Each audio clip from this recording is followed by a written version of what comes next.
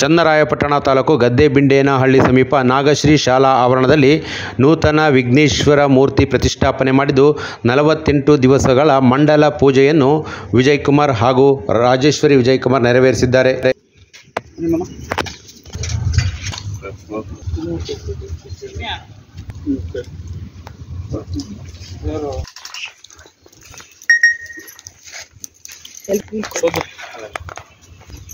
ಶುಚಿತ್ವರ ಇದೊಂದು ಕರ್ಕೊಂಬಂದು ಬಿಡ್ಬೇಕು.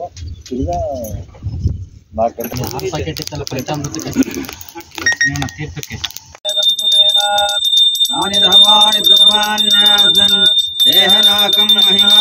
ಗಂಟೆ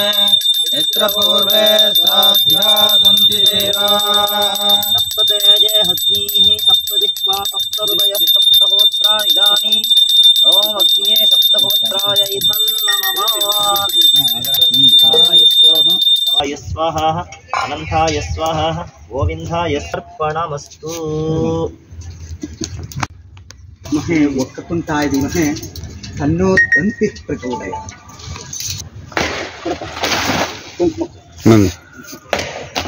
ಇನ್ನೊಂದು 5 ನಿಮಿಷ ಮುಚ್ಚ ಅರ್ಚನೆ ಹೋಗ್ತದೆ.